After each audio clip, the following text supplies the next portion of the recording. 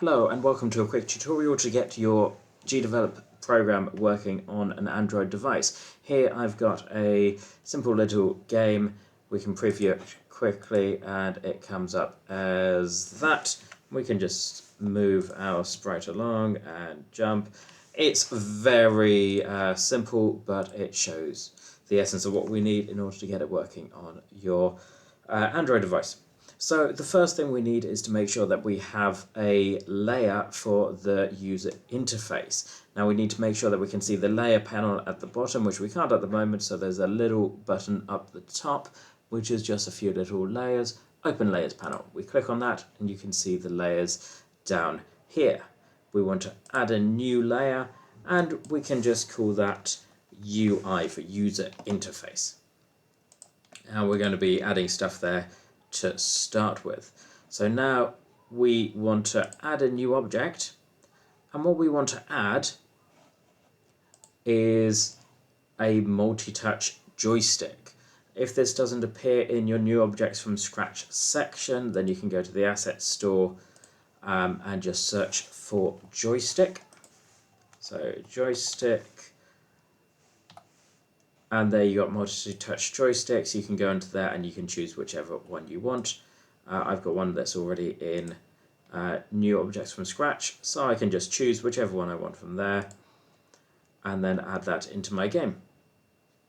If you get an error message like that, then I believe it's due to our network, so just press ignore and there we go. And you'll see it comes up there along with all our other sprites. So we can drag that into our project and there we go. We can click on that and make sure that the layer is indeed UI. If it's not, make it UI.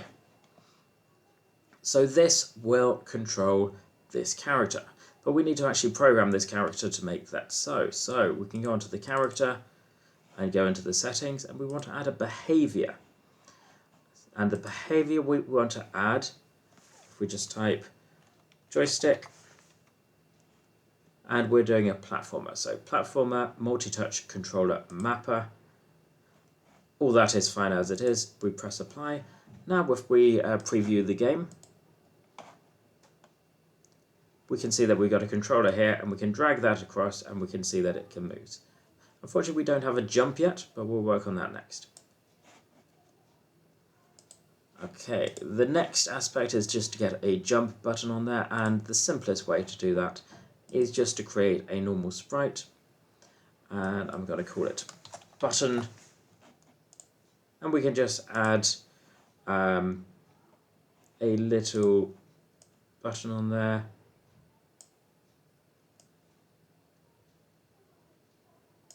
There we go. Let's create another bit on there and fill that in.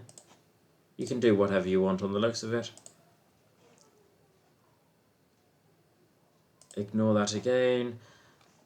Right, now on the behavior, we want multi-touch button. And it's okay on the defaults there. So it's just going to do an A. And an A will be our jump. So now if we drag that into our game, make that whatever size we want. Now if we run that, we can move the character along with this and we can press jump with that. There we go. That is your first step. We're now ready to port it over to our mobile devices.